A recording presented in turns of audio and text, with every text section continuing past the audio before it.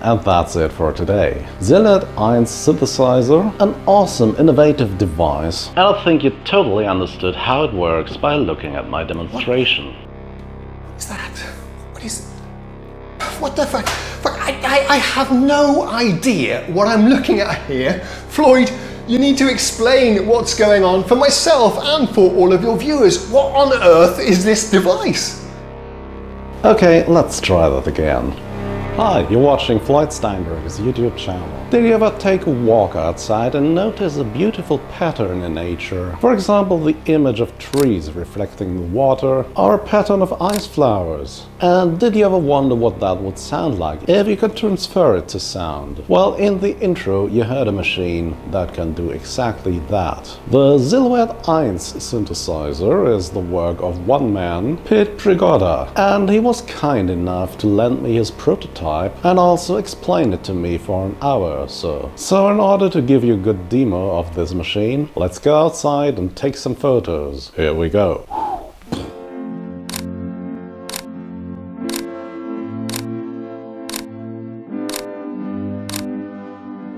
Okay, so this is the eins optical synthesizer. What does it do? It converts light into sound, so to speak. Let's turn this on. And while it's booting, I can tell you a little bit about its UI elements. So this is an Apple computer, as you see at its heart. Here's a camera which can film this light field here, which we can turn on. You can also load your own videos and photos, and you already saw me taking some pictures outside, and I will load them into this synth later. Besides the light field and the camera, we also have a pitch bend wheel, a mouse pad with 2 buttons, this nice casing here, and we have a stereo output, an input for sustain pedal, 2 MIDI in and out sockets, and on the back we have a USB port for connecting USB sticks to load pictures. There's a 37 keys keyboard here, and we have this full HD monitor, which the field of knobs and buttons is superimposed on. And now you see the synth has finished loading. I could explain what's going on here, but I want to start with an example you can clearly understand. So let's use this light field on the left side here first. I will start the recording. And now what I want to do is to switch to this camera here. And now you can see there are my fingers. There is this blue field here, and everything that's in this blue field gets picked up by the synth and converted to wave, which you can see down here on the monitor. So let's try this. I play a note.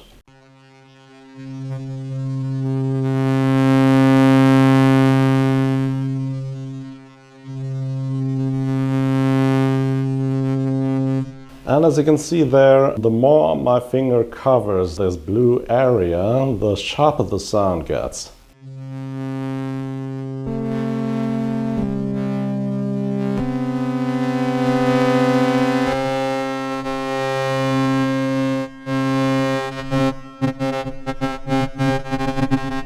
And that's the principle. Grayscales get converted into amplitude or frequency, and the more you cover the area, the more overtones are being generated.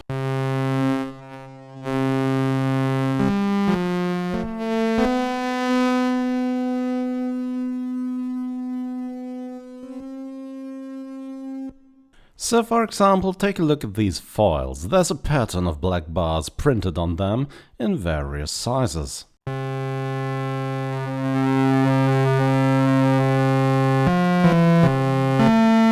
Here's another pattern. As you can see, the lines are closer together here, and listen closely how this affects the sound. Naturally, what can create a phase modulation of kinds? By just moving this foil from left to right.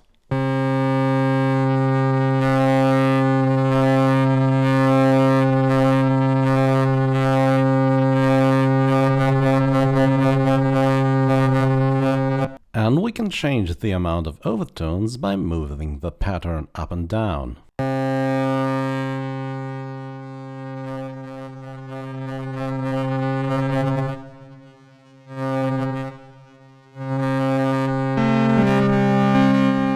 Let's try the third pattern as well.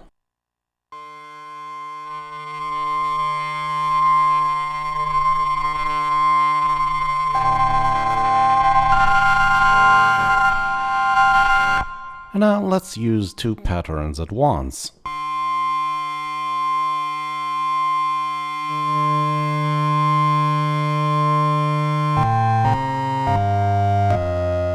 Let's take a look at the user interface using the big pattern foil. In the middle of the panel you'll find 4 buttons which lead to 4 different pages of controller setups. On the first page, basic synth parameters can be changed. For example, you can move the scanner field around. Or you can change its size, which will make the synth average out the data it picks up vertically.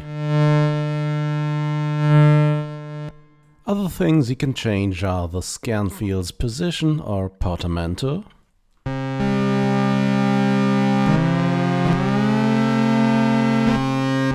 vibrato,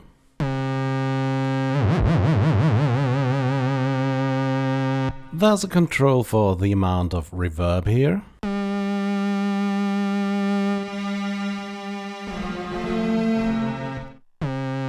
the smoothness settings irons out the black borders at the edges of the scanner area, leading to a more mellow tone.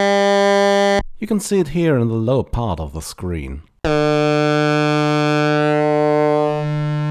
Modulation depth can be changed as well.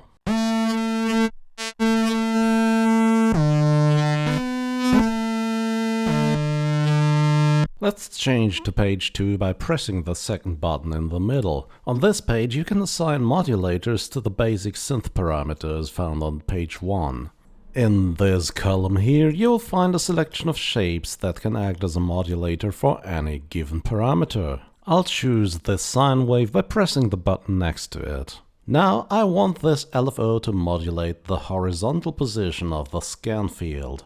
I only need to turn the controller that's responsible for that, and you can see the field starting to move immediately. The handle of the knob has also turned orange to indicate which shape is assigned to it.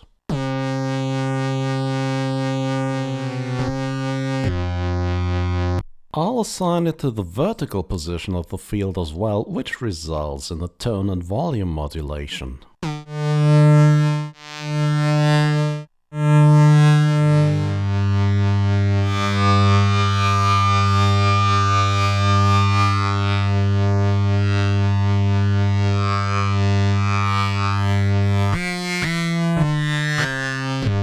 You can animate all the parameters, but I'll move on to the next page where some more common synth parameters like envelopes and LFOs can be set up. Here's the sound after changing attack, decay, sustain and release.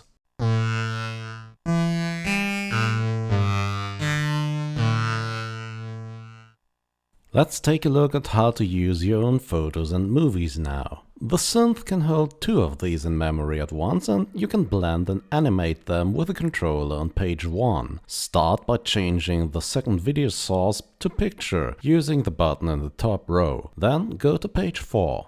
Here you can now press the source 2 button to see a directory listing of all the photos. Pressing one of the buttons on the right side will load it into the buffer. We don't see the photo though, because we need to go back to page 1 and change the transparency of picture 2. I'll demo some of the photos and movies I made later. Here's a short example of that bridge photo.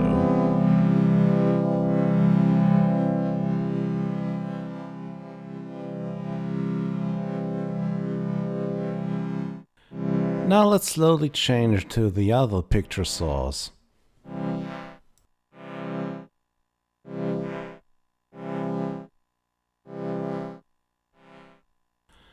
Okay, I think I'll just play some short demos now. The synth will be routed through an external reverb pedal in these examples, and in some of them I will sequence it using external hardware as well. Oh, by the way, all the information found in this video can also be found on this project's webpage, where it's also possible to buy this synthesizer in very limited numbers. If you order one, Pitts will start working on your very personal synth, so it might take a few weeks or months before you get it. But you can be sure it's yours and yours only.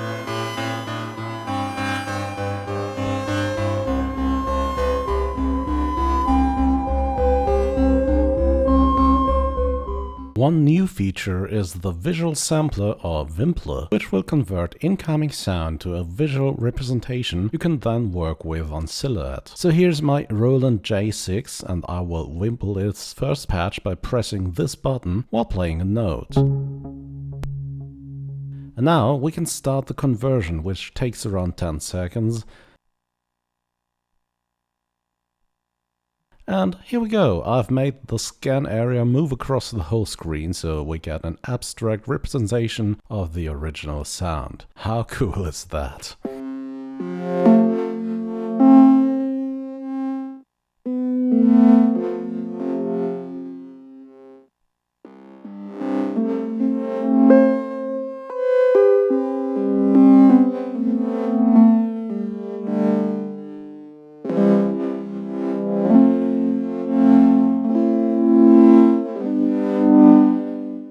Yeah, and that's it for today. The Silhouette eins optical synthesizer. One of the most incredible machines I had on this channel so far. And if you found this interesting, please consider subscribing and liking this video. And as always, thanks for watching and see you again very, very soon. Bye bye.